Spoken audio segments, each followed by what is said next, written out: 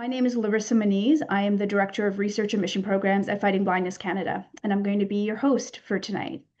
So tonight's event is about something that is very deeply important. It's about the mental and emotional impact of vision loss. So whether you're living with vision loss yourself or supporting a loved one or working in the field, we know that these conversations can bring up a mix of emotions. There can be emotions of worry and grief, but there'll also be some, I think, feelings or a conversation around resilience and hope. And we're really glad that you're here to take part in this meaningful but often overlooked conversation with us. So as we start the conversation, I would like to acknowledge that in Toronto, we are on the traditional territory of the Haudenosaunee and the Mississaugas of the Credit First Nation. This land is also part of the Dish with One Spoon territory, a treaty between the Haudenosaunee Confederacy, the Anishinaabe, and allied nations. We have guests and community members from across Canada, and so we acknowledge the ancestral and unceded territory of all the Inuit, Métis, and First Nations people from whom this land is home. So thank you for joining us for episode 2 of Fighting Blindness Canada's Accelerate Vision Health series, Mind and Sight, Mental Health and Vision Loss. We're incredibly grateful to our partners who have made this national series on the issues shaping vision health possible. Our discovery partners, Bayer, Heathbridge Capital Management, and Roche Canada. Our connectivity partners, Alcon Canada, Amgen Canada, Astellas, and the Dealey Group. And our access partner, Biocon Biologics. And at this time, I'd like to share a message from our discovery partner, Roche Canada. Marie has seen so much in her life. But what she didn't see coming was wet AMD, the blurred lines, the dark spot in her vision, the medical appointments that take away from the moments that matter most. But with all of the beauty in the world, she still has so much left to see. There are solutions that can help. Even with wet AMD, vision can continue. Talk to your ophthalmologist about your options. Roche. Thank you once again to our discovery partner, Roche Canada. We're so grateful for the support of our partners. So we're hosting this webinar because we know that vision loss isn't just a medical experience. It affects so many aspects of an individual's life: identity, relationships, mental health, and emotional well-being. However, many of these are topics that we don't discuss very often. So our goal tonight is to have an open and honest conversation, and importantly, to hear directly from people who have lived through these experiences, as well as from a professional who supports them. Together, we hope to spark understanding and move towards a more integrated and holistic experience for people who are living with vision loss. So I hope you'll join me as we welcome 4 special guests for a panel discussion. So I'm going to get started with welcoming Charmaine Brown, who is an educator with over 30 years experience in teaching and leadership, who is now an assistant professor in the School of Education at Tyndale University.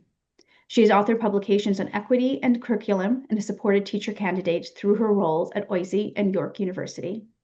And very importantly, Charmaine is also the mother of 2 young adults living with retinitis pigmentosa, both of whom received the life-changing gene therapy, Luxturna. Welcome, Charmaine. And we also have Lisa Darinchinovich, who is a registered social worker and counselor specializing in grief, wellness, disability, and women's mental health. Her therapeutic approach integrates mindfulness, narrative therapy, CBT, and a strong anti-oppressive lens.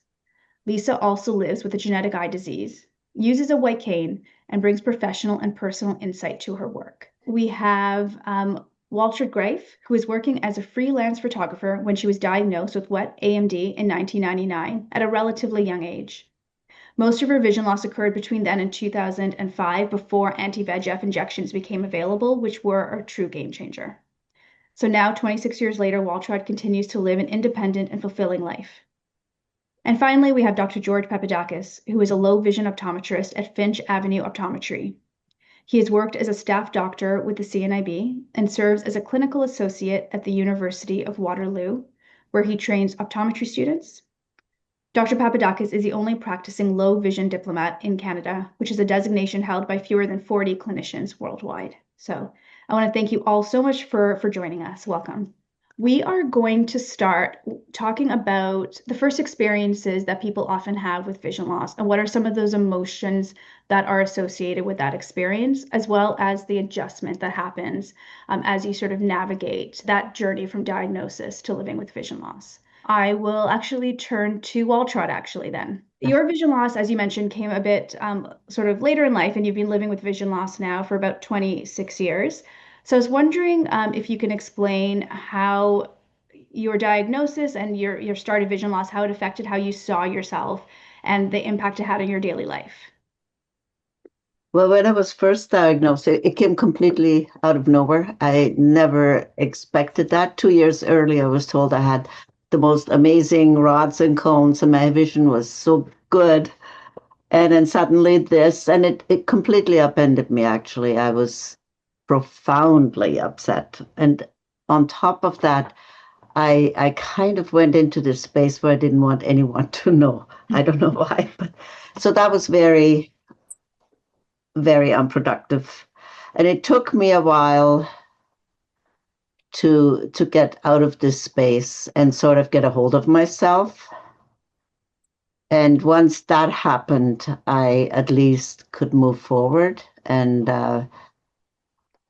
adapt. It wasn't easy because then we didn't have the treatments we have now. So I somehow went to the library, got a book that depicted what macular degeneration would be like, and all I could see was an image with a big, huge black circle and some little tiny vision thing around the edges. And actually, it's not quite like that. I wish I had had the information I have now, but so I had to work myself towards that and adapt to things, and obviously then also computers and the information we can access through that, and that really made a huge difference. So do you think that your initial fear, what vision loss meant, was worse than the reality of it, or was it just that you learned to adapt with the changes in your vision? It was at the time worse than it turned out to be, but also because I didn't have the tools to go about this the right way, and that I locked into this thing. I couldn't talk about it to anybody. I didn't want to talk about it. And only later, when my husband kind of felt this is a bit much, he he told a really good friend of ours, and he went and did research, and he actually had me come in and got me computer literate. Mhm. And that was a major change for me. And again, then also the different treatments came around, and Mhm. I'm glad it's not that horrible as it seemed to be at first. Do you know why you didn't want to talk about it with anybody? What was holding you back from telling people? I don't know. I just think that for me, it was such a shock that anytime I would even mention anything, I would fall apart. It Mm. took me a while to get past that place of being in total despair about it. Being a visual person, I mean, we all are, but a photographer depends on sight more or less, and also the prospect of losing my livelihood and the creative part that goes with it.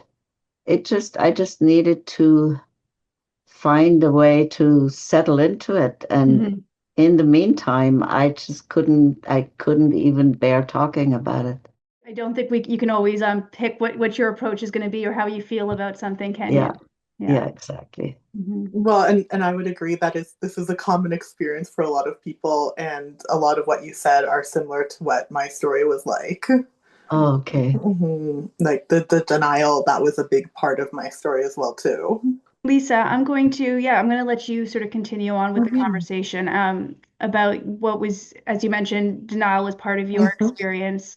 Can you talk a little bit more about that, about your first experience and Mhm. how your attitude or feelings changed over time? Mhm. Sure. So I was first diagnosed at age 4 with retinitis pigmentosa. And the joke that I always tell is that I couldn't pronounce the name of my eye disease, never mind understand what it would mean for my life. It was sort of like I went to the doctors at Sick Kids, but my family didn't reach out to CNIB or other services. And at that point, it was mainly night blindness and maybe some loss of peripheral vision, but my central vision was still good. So I could still kind of function. And my family sort of had this approach of like, well, if she needs help, we'll help her. And that was kind of the approach. And, I mean, I don't ever blame my parents. They did the best that they could. But I think we were all sort of in group denial for a good long while. And it was interesting because in a certain way, because I had been 4 when I was first diagnosed, it was something that I always knew about, but it was also something that I never fully understood. I remember, I think it was grade 6, I did a science project basically to try and understand what retinitis pigmentosa was. And I mean, that gave me a little bit more information, but I still didn't understand what would that mean? How much vision would I lose? When would I start needing to use a white cane or adaptive technology or anything like that? Um, and being in denial, it affected my social life. I had bullying based on my vision loss.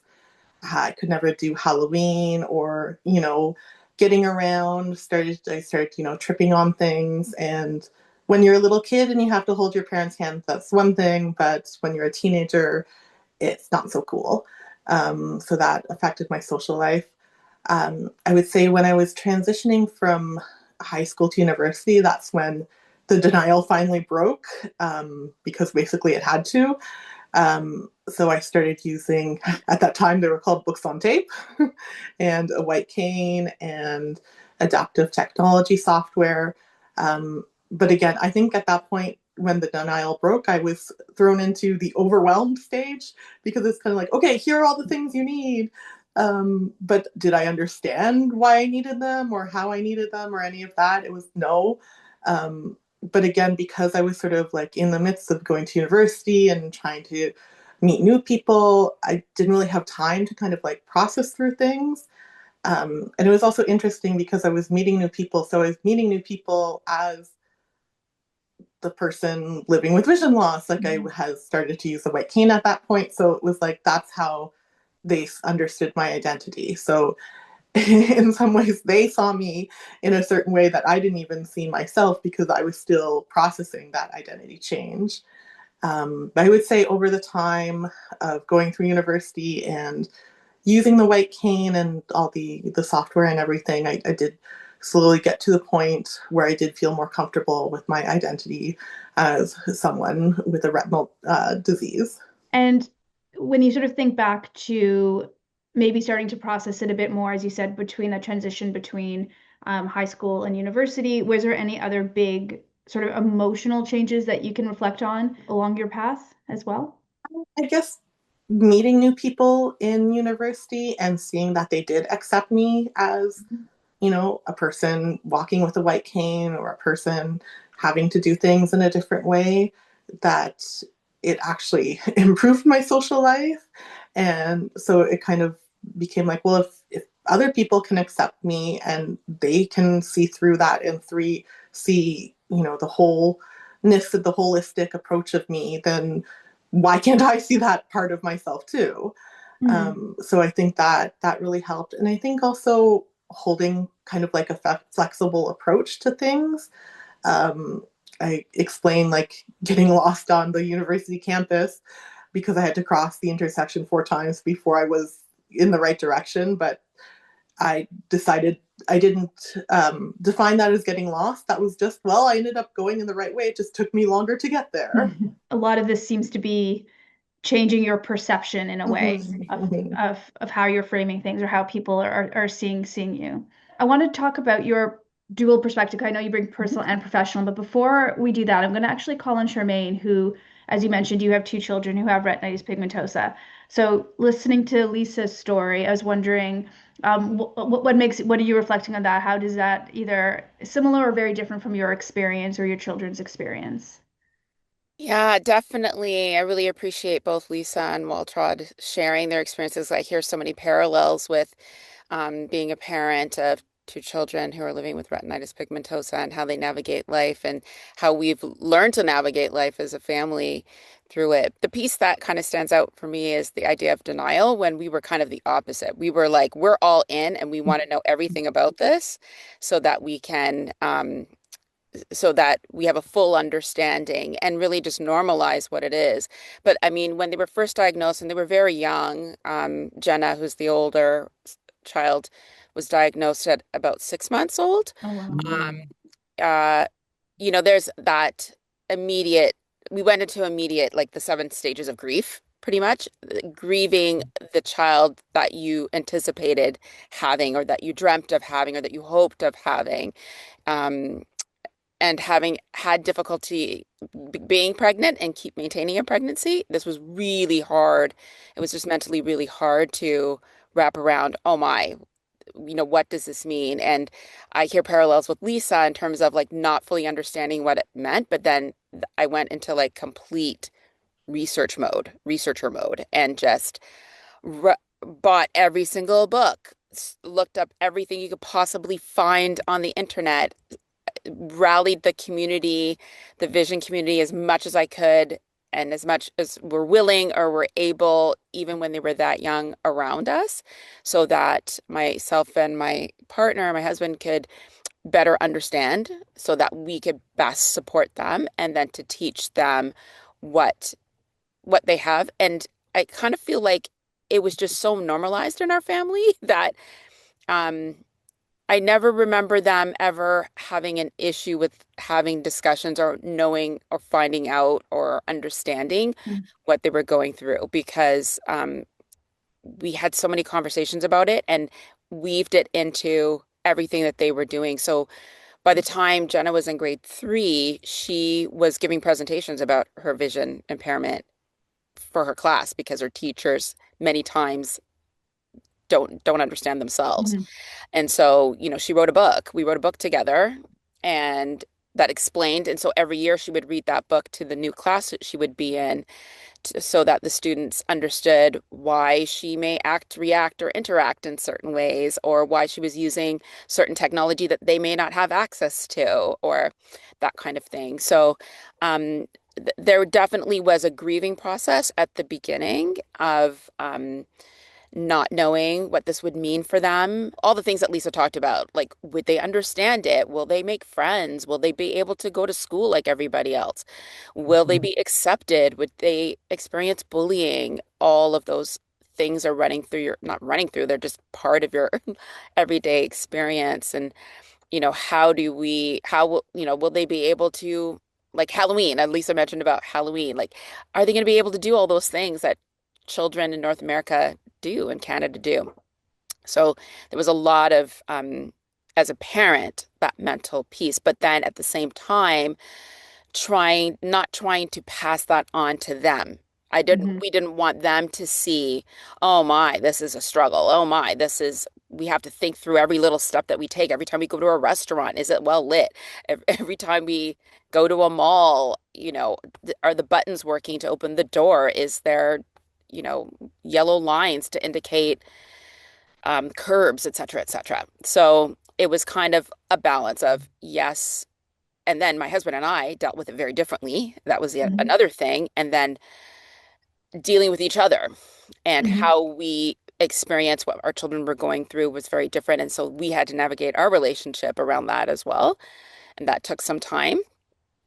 But I think the more that it just became a normal part of our conversation, and a normal, just our how we normalized it within our family, then it helped with other extended family members, for them to know how to act and react with the kids.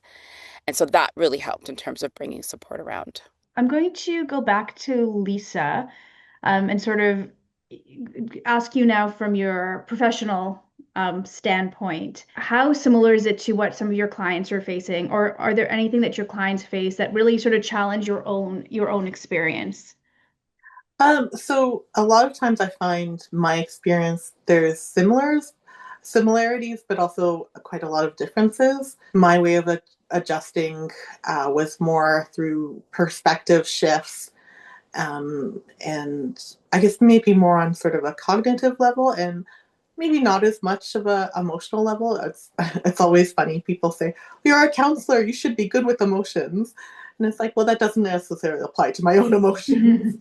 It's always the irony in those sorts of professions sometimes. So I mean, I dealt with my emotions, but I wasn't overly connected to my emotions. I was connected more to my perspectives around vision loss and the sort of creation of identity. That was kind of my way into adjustment and acceptance.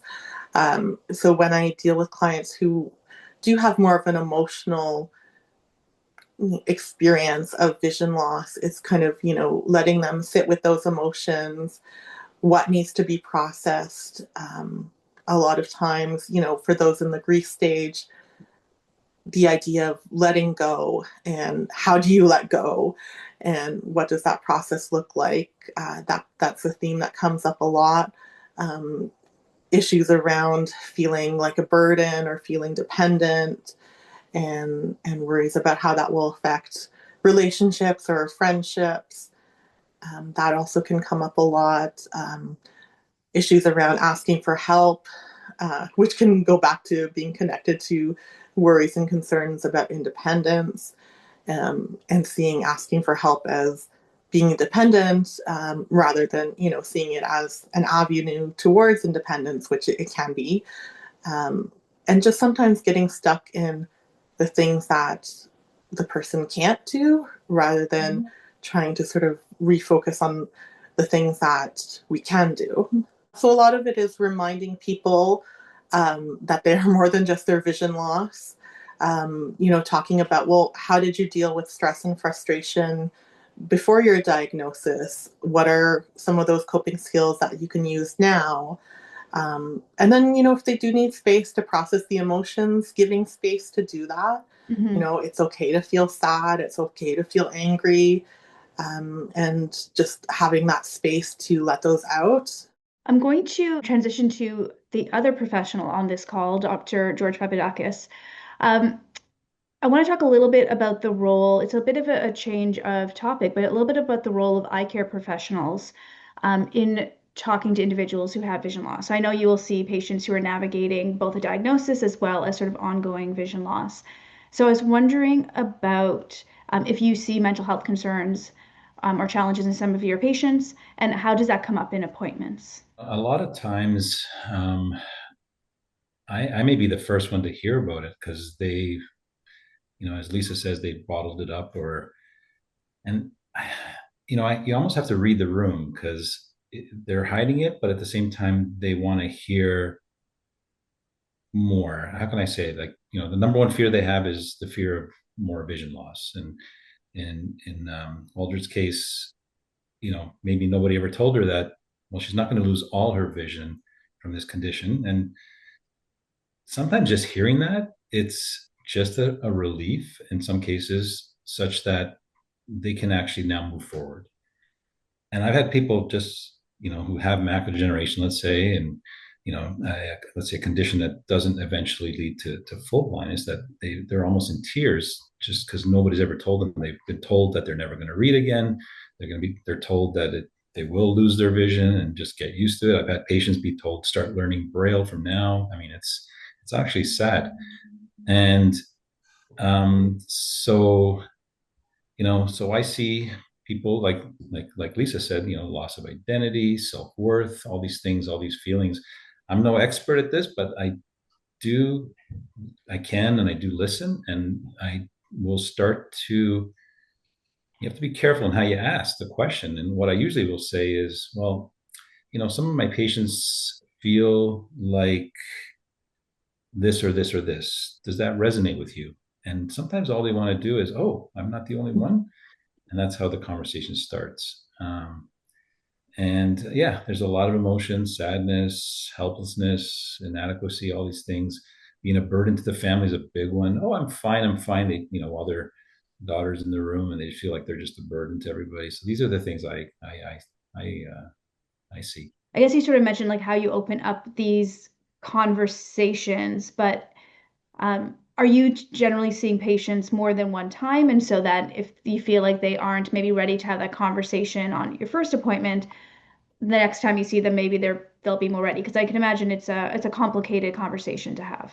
complicated conversation, and sometimes it's not even them that tell me; it's the family member. Mhm. We'll have an intake form on our prior to doing a low vision assessment where we kind of ask the questions. How do you feel? How are you feeling about this? Are you sad? Are you angry? And you hope that they're honest, and many times the answer is I don't want to share. So that's unfortunate, and that kind of tells you something too, because they're hiding something maybe. Mhm.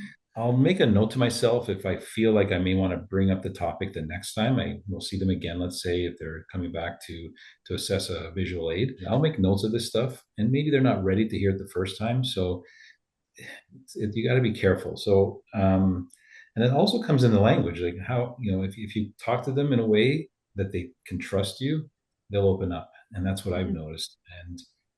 And I think, I don't know, you have to have that way, that empathetic language really to get them to listen and to talk. So, and you have to listen, because a lot of times we're sitting there on our computers and typing notes, and we're not looking at our patients, unfortunately, as practitioners. And sometimes just stopping what you're doing, turning, and just listening. That holistic approach where we can get other professionals involved to help. I think that's important to know where we can go from you know from one situation to another in terms of, doesn't always have to be, it's just maybe somebody that just listens. Doesn't have to be anything. Everything doesn't have to have formal treatment. Let's say it could just be somebody to hear you out. Charmaine, I'm going to turn to you to start with off. I know that every single person will have different things that they are looking for with support. So I was wondering where either you or your children have found emotional or practical support, and I know it might be from very different places. Yeah, absolutely. It is coming from different places. One of the biggest supports outside of family, there was an educational piece to extended family, grandparents, uncles, aunts, etc., in terms of what language they use, how they approach the children, certain phrasings, things like that, or questions that they ask, that type of thing, or how when they were younger, how they had their children interact with them. So of course there's going to be the clinical piece that you are anticipating, but it's the kind of care and concern that comes along with it, and understanding that with every test that you do, or feedback, or reporting that you give to the parent or to the children, that carries a weight with it, that there's more to it than just the numbers or the acuity. It carries with you in a very, Mhm. very different way. And as the children got older,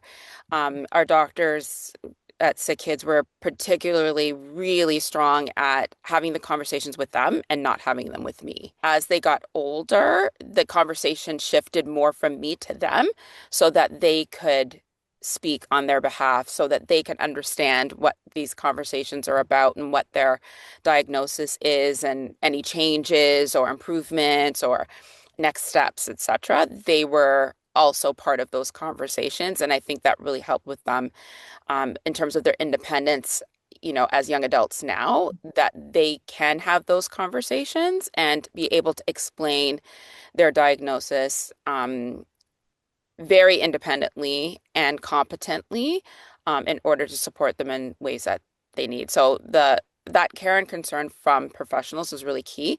Plus support from organizations like Fighting Blindness Canada and CNIB. All of the organizations that are out there have their place at different points within their life journey, from very young and shifting to, um, as they get older, and now young adults. So the support from these organizations, just even if it's just informational, or to be able to talk to someone who understands what this experience is like, to answer questions, etc., was just pivotal in terms of the mental health. Because as a parent, you're not meeting many other parents who are sharing this experience. Even in a large school where my kids were going to when they were in elementary school, there were other children with vision impairments, but they're different impairments, Yeah. and how the parents are dealing with it or getting support for it is very, very different. And if they're in different grades, and all of that stuff plays into it. So those two were probably the biggest supports: the family and community support, the cultural pieces, the faith pieces, as well as those organizations that are doing the work and focus on this as part of their mandate, is pivotal to the educational piece, but then also knowing we've got a community that Yeah. care and are out there and are advocating if that's the need, or providing services if that's the need. It's sort of surprising to me that support from your healthcare professional actually rose to such a high level of importance in the journey. And I think it's so important. Thank you for bringing that up as being such a key factor that can improve or maybe have a negative impact potentially if you don't have that support. It sounds like you had some really wonderful support from your providers. A child especially has had the support of family and has had previous support, like Shereen says. It makes our job so much easier because now we can just move forward and help in our way. But you can kind of tell when they've been supported along, and it's great as opposed to, you know, hiding your child's condition from others or what have you. Waltrud, I'm going to sort of ask a sort of similar question about support and also community. I was wondering if what you have found to be important to you in terms of finding community or finding support. Has it been useful to you in your journey? Absolutely. It was everything. And also the community part where I was helped with familiarizing myself with technology, such as visual aids and software and the whole computer thing. It was huge. And then also moving from analog to digital photography.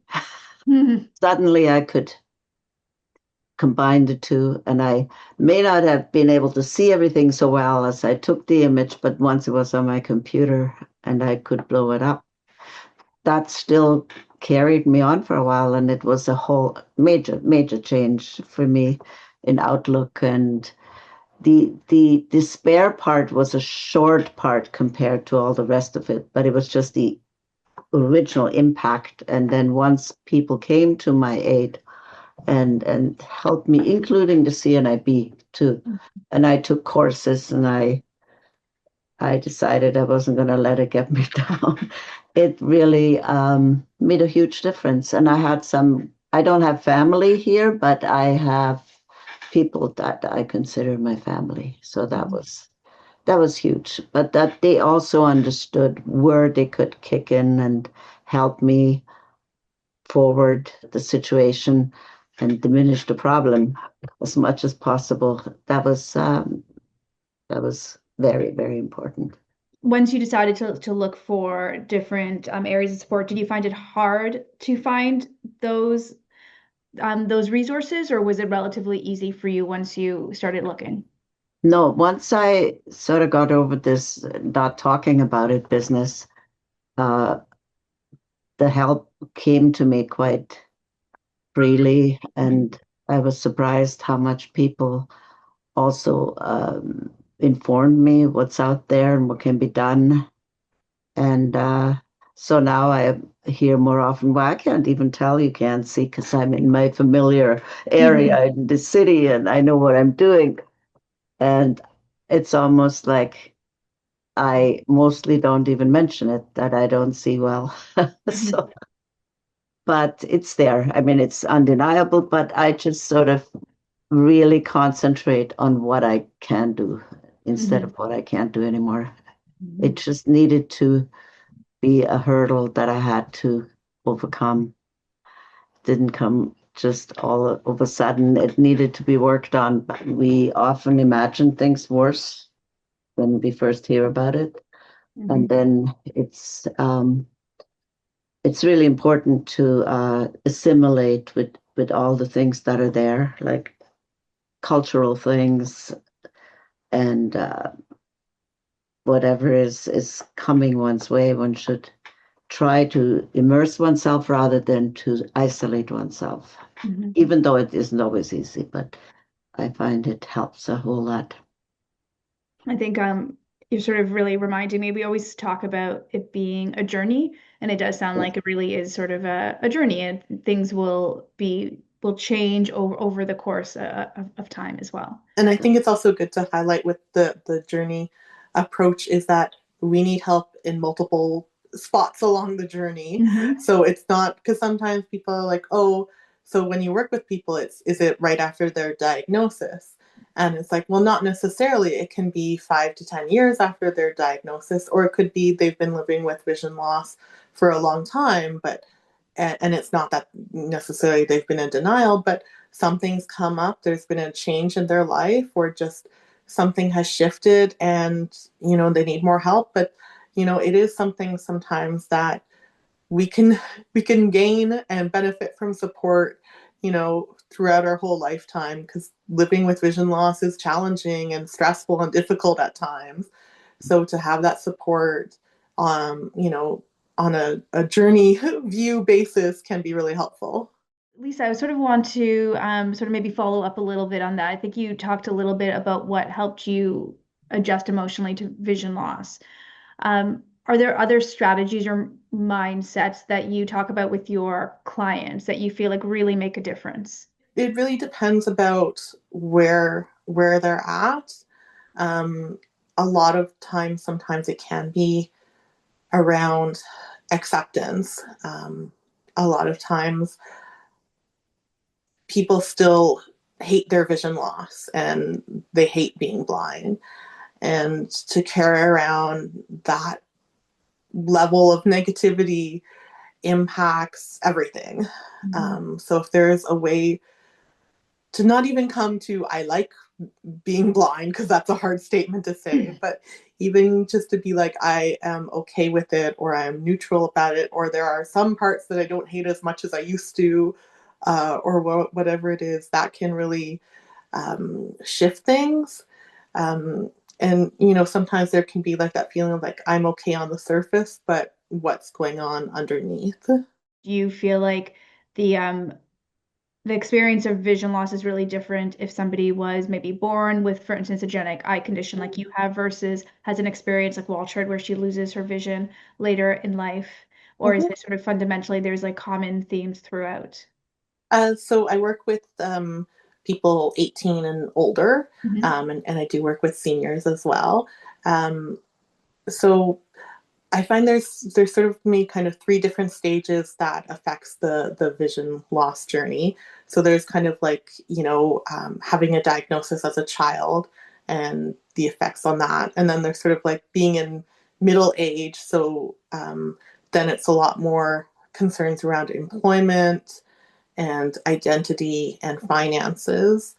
And then for those who are, older, sometimes it can be a lot of frustrations with having to learn a lot of new things. Sometimes there's this thought of like, well, this is supposed to be my retirement years.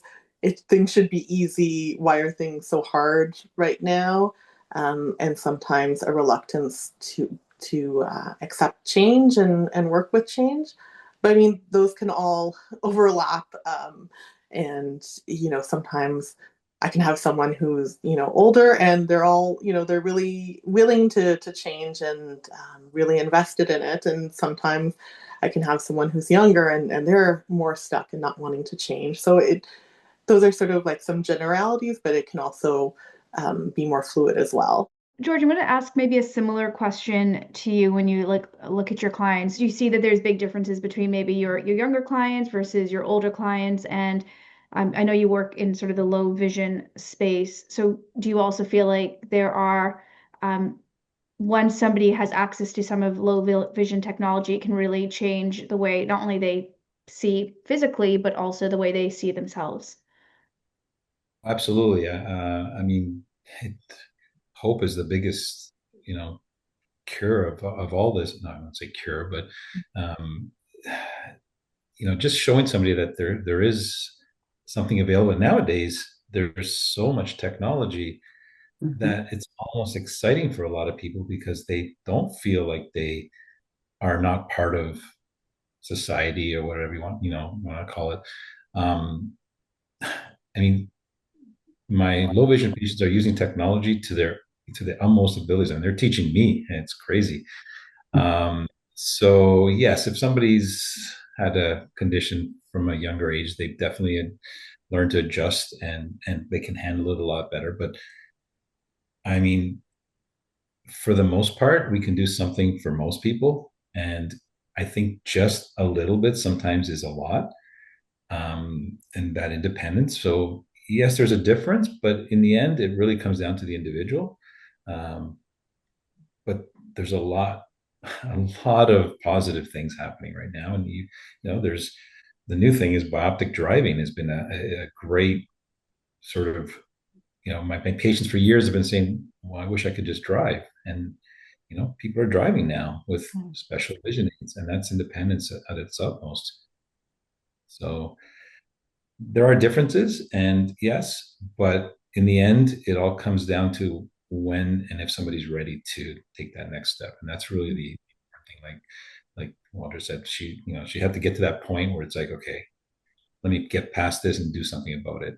Walter, maybe back to you. I'm apologies if I sort of asked this in a different way, but I think you talked about it so sort of eloquently about feeling that real grief and despair at the beginning and getting past it. Was it like essentially time that helped, or was there anything specific that sort of changed your perception of how you were feeling about your vision loss? Probably a bit of both, but it's also that in my case, it started in one eye.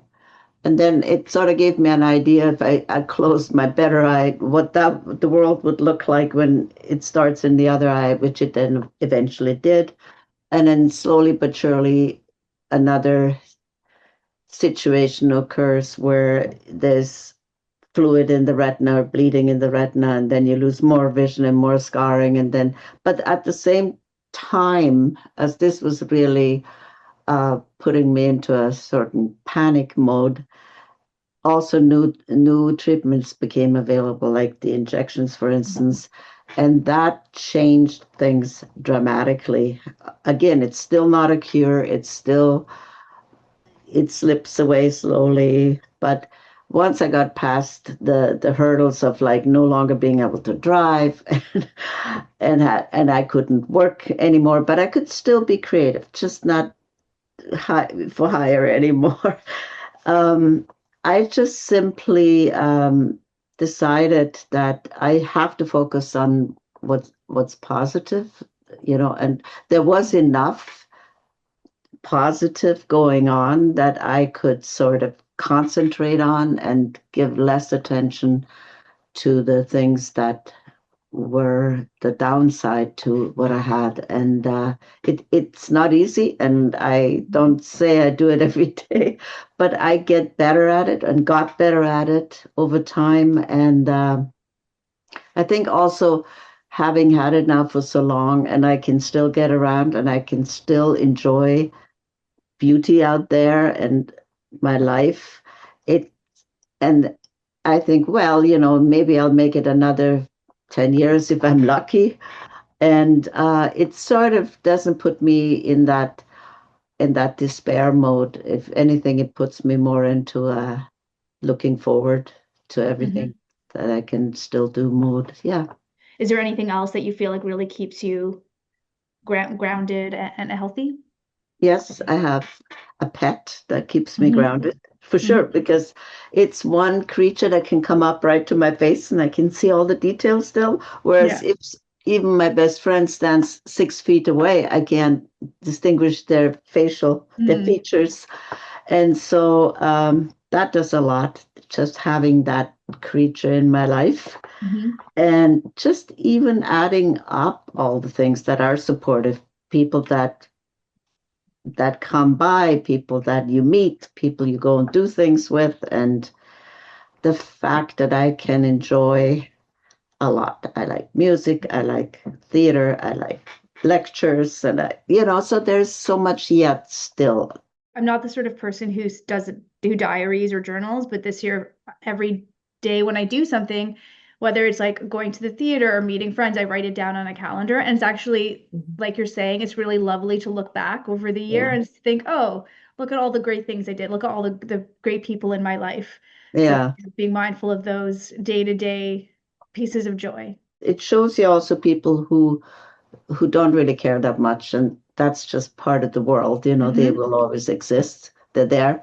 But also people come out of the woodwork that are quite extraordinary. Mm. And I have had amazing people into my life that I'm every day I'm grateful they're there. So yeah, and it's just also a matter of shifting to that place where one can appreciate what's really good and not give too much power to what isn't, because it's always going to be around. It cannot be avoided. I'm going to, I'll ask a Charmaine now about a similar question.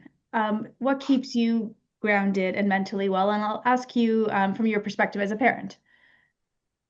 Yeah, as a parent, I think what keeps me grounded, I think the key piece is watching my children thrive, watching them grow into young adults and being independent and um, kind of beating the odds in a lot of ways because there was a lot of negativity from different places and spaces in terms of what they'd be able to do or what they'd be able to accomplish.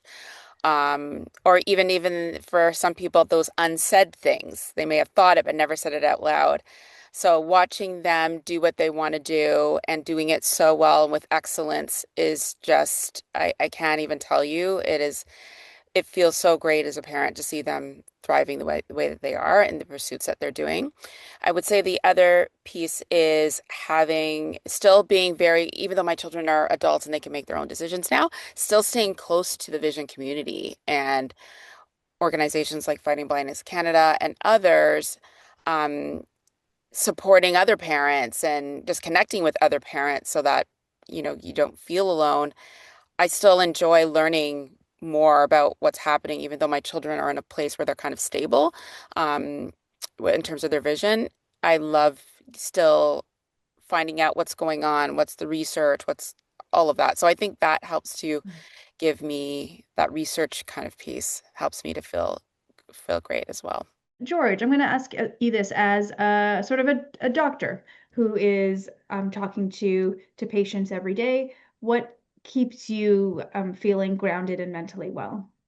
Just blessed to have a great family, wife, kids, parents still around, and at the same time, just being able to do what I always wanted to do. I mean, as a kid, I wanted to be an eye doctor, and here I am helping people, and I see the struggles, and I think just to kind of be able to live in a time where exciting times, but at the same time scary times, but it definitely keeps me grounded. Just my day-to-day experiences. I was going to say you wanted to be an eye doctor from the time you were a kid.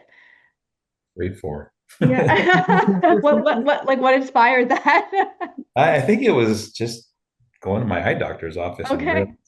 seeing, getting a pair of glasses and realizing that, oh my goodness. And then, other kids were buying comic books and I was buying books on eyes, and it was kind of corny, but That's amazing. You were made for the job, clearly. so I'm blessed to be able to do what I do. And to me, it's an honor to give back. Lisa, did you always want to be a therapist? No, Yeah. actually, I wanted to be an author, but then I realized I didn't like writing.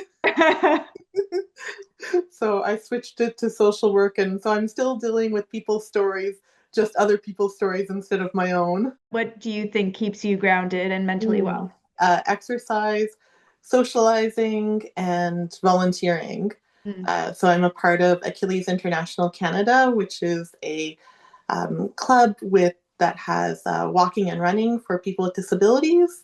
And I volunteer. I'm actually the president of the board.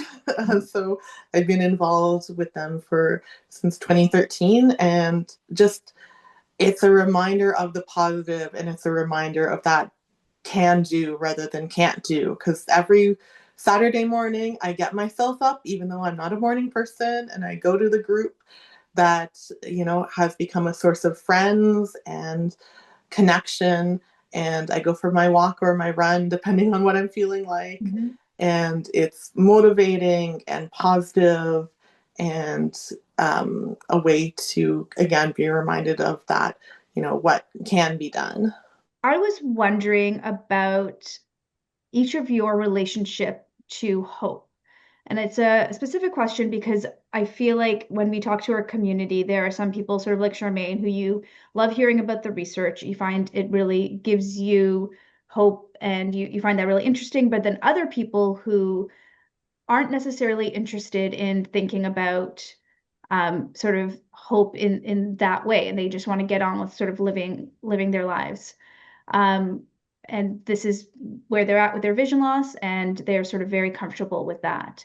I was wondering if anybody wanted to tackle that first. So it's interesting because I have a lot of my clients ask me, do you have hope that you're going to see again? Mm-hmm. And it's very hard because I feel like they want me to say yes. But if I'm being honest, my answer is no. And not that I don't have hope in the research, and not that I haven't seen progress. All of those, I have seen quite a bit of progress in the scientific, process. But is there something that's going to fix my eyesight? Probably not. But do I have hope that I will have a positive and enjoyable life? Yes. Do I have hope that I can live even if I don't have vision in a good way? Yes. So it's a complicated relationship with hope, because I definitely have hope, but it's what do I have hope for? And again, it's not to say that I don't have hope for the research, because I do want the research to go ahead, but it's just for my own personal journey. My definition of hope has changed. Mm-hmm. I agree with Charmaine. I'm really interested in the research as well, because it is very encouraging to see what is being done, especially in gene therapy and stem cell therapy. I have asked my retina specialist if it may yet work for me, and they say it may not, because it does take time and the eye is complicated. But even the idea that if I can live the way I'm now, because I'm, not that young now, that would work for me. But even just the idea that it'll come to a point where other people won't have to stay in that place but can actually be cured, that gives me hope. That makes me feel really good, actually. The reason why I had such deep hope in the research is back to the care and concern of the physicians we were working and specialists we were working with, who, when Adam was born, my second, and within a month of his birth, realizing that he had the same eye disorder, I could see the specialist could tell from my body, it's like, oh, here we go again. Wow, 2 kids in a row. But she said, I'll never forget, she looked right around at me and she said, they're not going to live their life with this. We are working on it and it's coming. And I held on to that for like 10, 12, 15 years until Luxturna became available on the market. And it did change their life. Did it correct their vision so that they're 20/20? No, but it's stabilized it so it's not going to get worse. And now their life is vastly different. Their day-to-day life is so different now and so much more independent. So I have hope because the doctors did.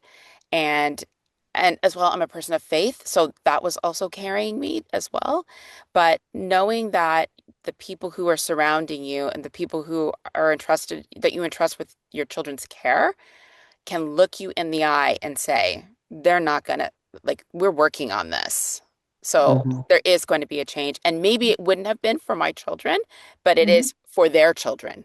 Since it's a genetic disorder, the likelihood that their children will have it is high. So for their children, there's a massive amount of hope that they will not live even as much as my children have their life with it. And George, well, how do you reflect on those feelings? In terms of the research, I was in the International Low Vision Conference in Italy in September, and I was amazed at the amount of research that is out there now, and how many people are involved in research. I was actually taken aback because when I first started in low vision care 32 years ago, there wasn't much, and it was the same thing. I mean, the retinal specialist would just, I don't know, just see patients and just to see them. There wasn't much to do. And so what I tell people now is what used to take 20 years is taking 20 months with just the advent of technology. AI is really helping all this to sort of do the research faster. And so there's a lot more hope. And I can finally say now that, yeah, like I agree with, I mean, they won't live all their lives with this, or somebody will have some sort of treatment or stabilization treatment or something. So I agree, there's a lot more hope now for sure. I'm going to get to some of the audience questions that are coming into the Q&A. I've got one which I think I will probably ask Charmaine and then Lisa to respond to this, about any suggestions for advocating for my kid at school while still encouraging them to develop independence. And I'll start with you, Charmaine. The key thing is to be in consistent contact with your child's teacher. And there might need to be the parent educating the teacher on what the child is experiencing or what supports might best support the child. Though they have professionals within school boards, and I'm speaking as an educator who worked in a school board, though they have those educators that are responsible for that, they don't necessarily have the education that's necessary to be able to do that individualized support or provide support to the teacher to provide support to the child. So regular communication, being in contact with board personnel that are responsible for vision itinerant teachers and vision support so that you can find out from them what is available is really important. And then having your child, even if the child is not involved in the conversations at the table at school, whether it's, for an IEP or IPRC, etc., having those conversations with them at home. I just had a meeting with your teacher, or I met with the principal, or I met with the special ed teacher, and these are the things we talked about, and here's what your role is in that. This is what I'm going to do, here's what your teacher's going to do, and here's what you're going to do. I think is really helpful. And always explaining to your child what is happening or what will be happening. So if they have an educational assistant, explaining what their role is, why they are there for them, why they might have to leave class, or why somebody comes in and spends like a kind of hovers with them within the class. So really just that communication piece is so key, but keeping them involved in the conversation, which sometimes is really hard, but keeping them age appropriately part of the conversation and having them have as much autonomy over how they share about their vision impairment with their teacher, with their classmates, etc. Lisa, what do you think from your both professional but also personal experience of being a child with vision loss?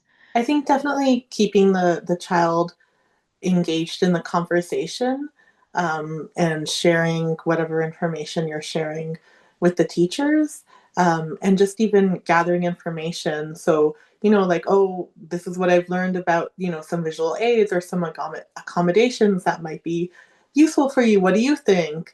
And like letting the child make, be a part of the decision making, but maybe seeing like, where do they need some assistance? Is it in gathering information and knowledge? Is it about communicating about their vision loss?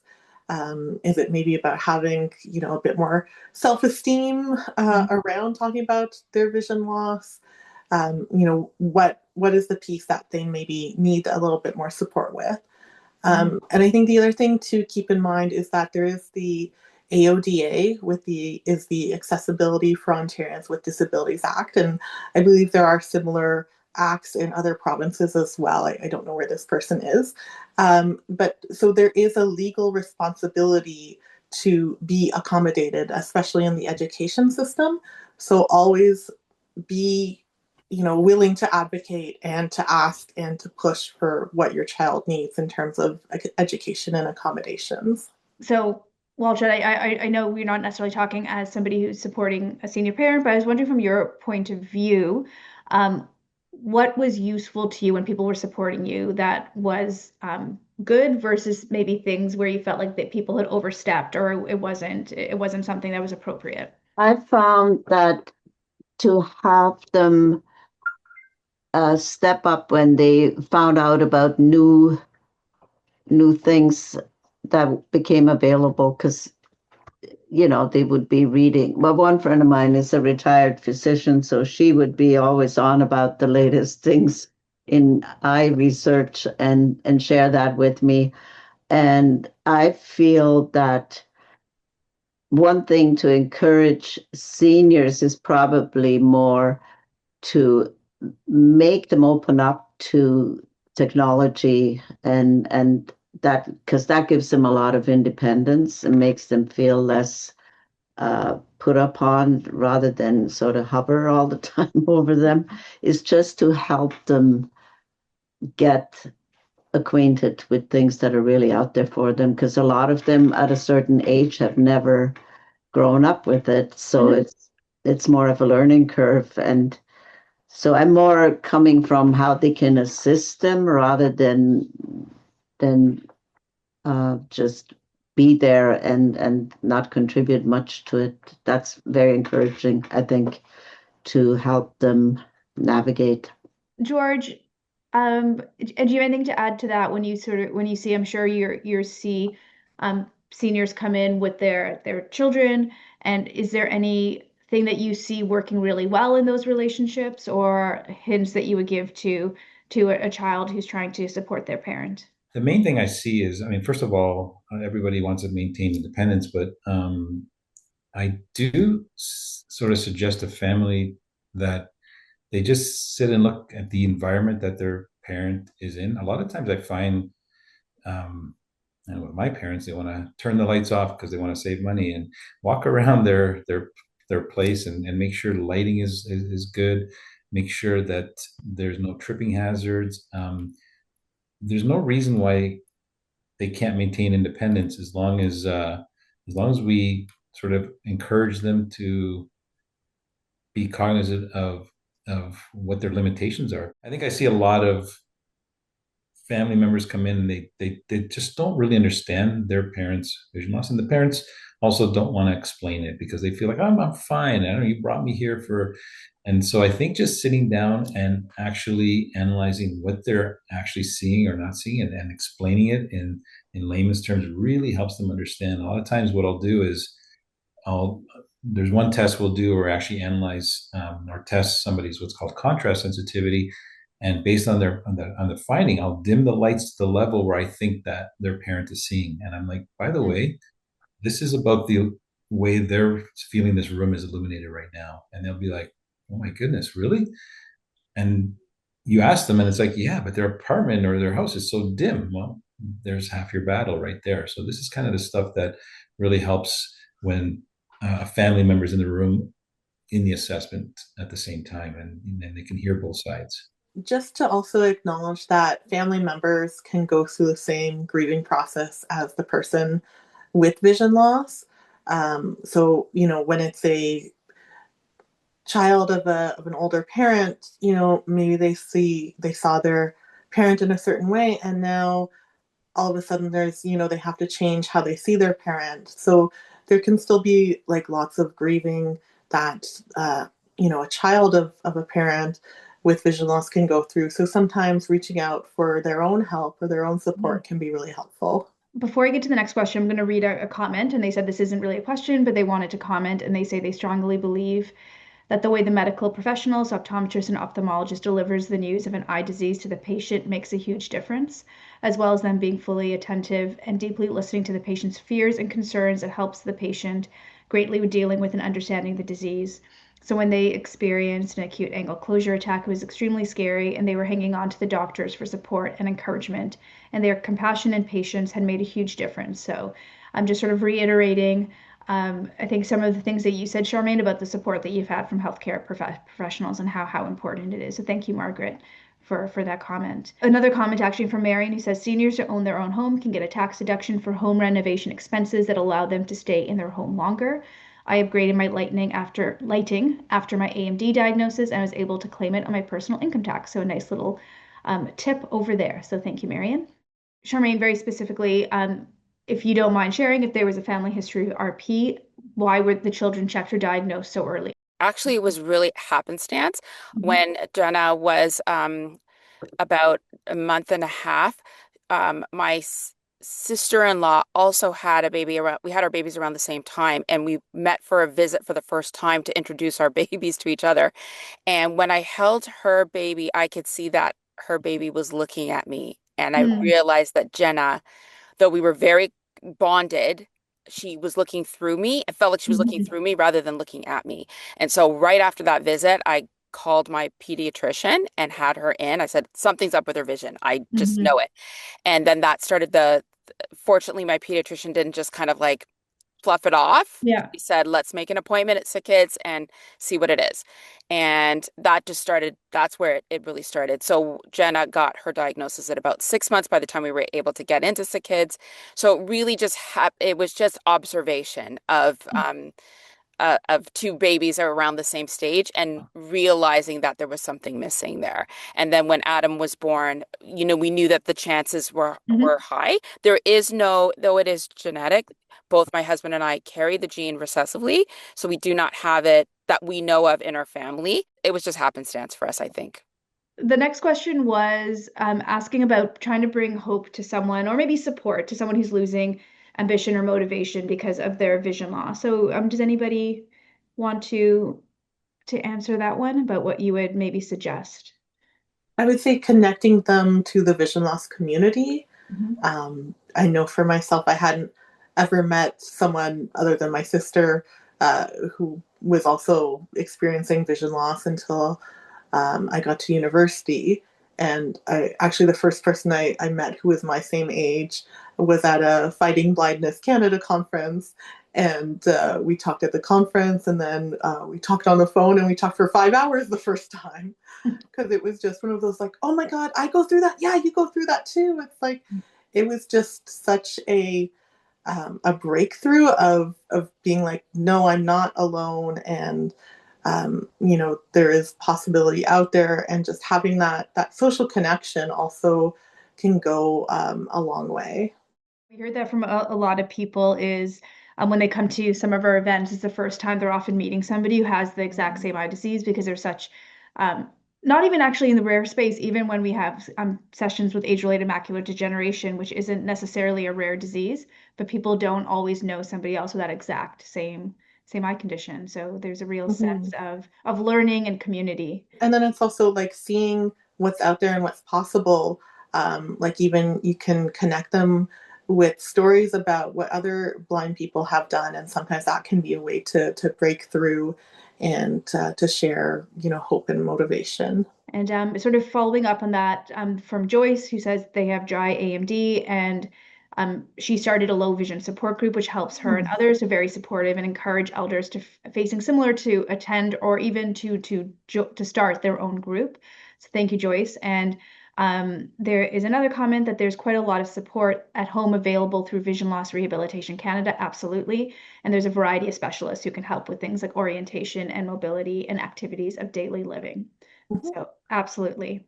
And somebody else who's an occupational therapist in Nova Scotia, and she says she always tries to link her low vision and vision loss clients with CNAB in the low vision rehab program.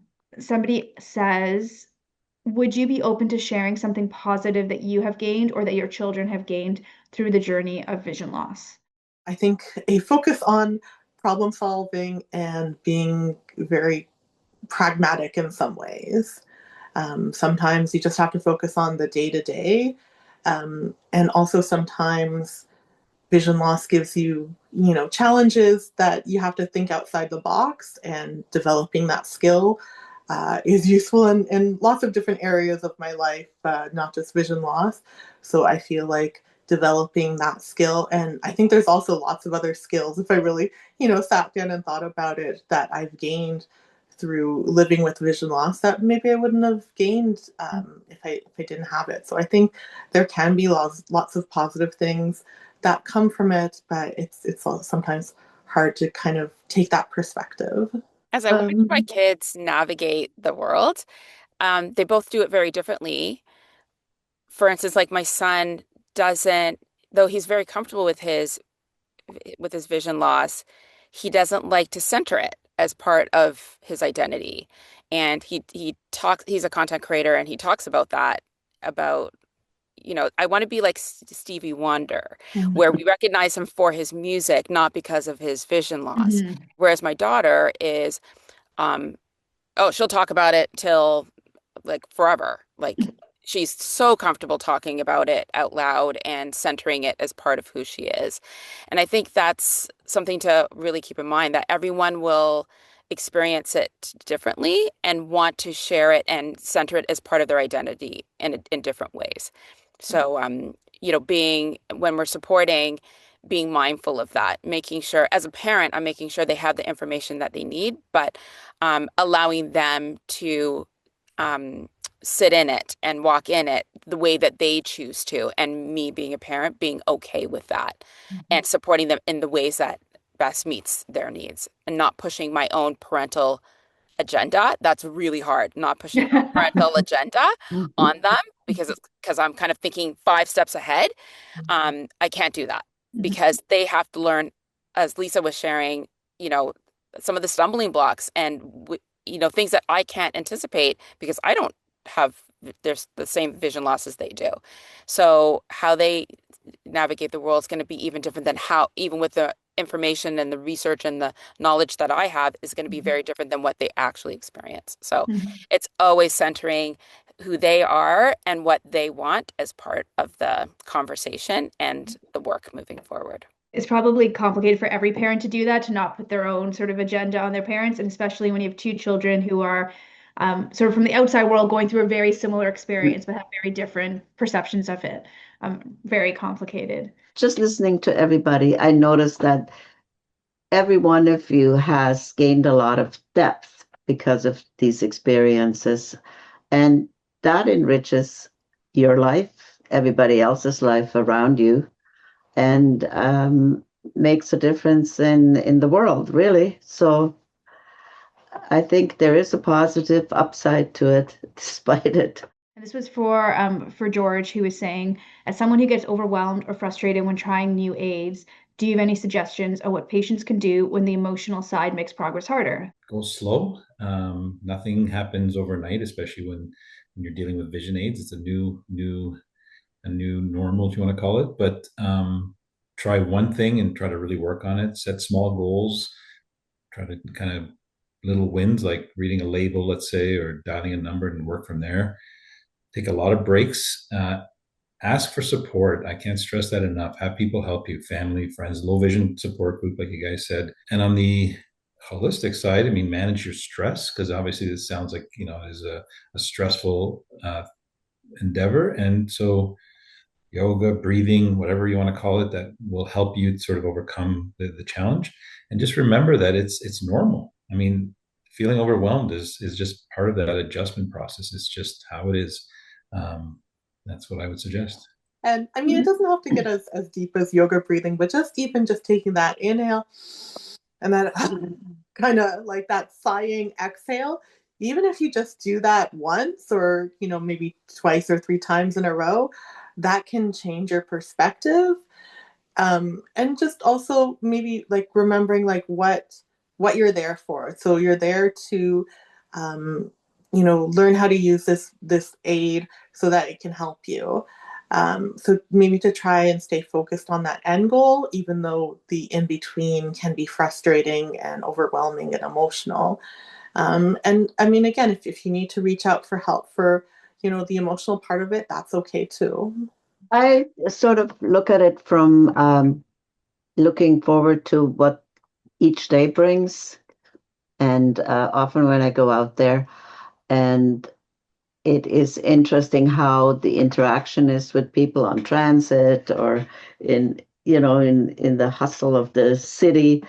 And many a time they're really beautiful, surprising experiences, and just letting that happen as whatever it is, and go on to the next day, one day at a time. As a parent, just I see my kids like sometimes you do that comparison piece, like how are they compared to typical child their age, and they have some skills that kids their age just don't have. Like because of their vision, and they've had to navigate the world in a different way. Like they have independent skills in university that they gained from living at W. Ross Macdonald School for the Blind and Visually Impaired, and living away from home when they were from grade 9 to grade 12, so that when they went to university, it was not a big deal them leaving home. They knew how to take care of themselves. They knew how to make meals. They knew how to do their laundry. They knew how to make their bed. They knew how to shop. They knew they had all of these amazing skills. So to me, sometimes there's part of the vision loss that is kind of like you are stronger than a lot of because I work with young people, than a lot of young people that I'm interacting with as part of my work that are the same age as you. You have skills that they don't have, and I know that that's because they've had to learn these things earlier to get more practice so that they're proficient at the same age as their counterparts. So a lot of benefits to it, absolutely. And regardless of what challenges your child has, whether it's vision or anything else, it's how you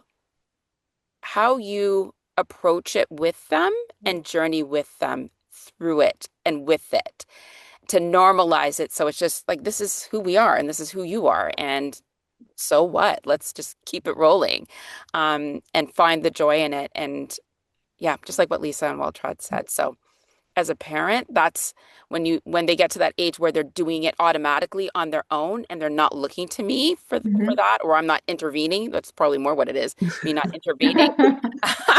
That is such a high as a parent. That's what every parent wants for their child, regardless of whether there's a disability or not.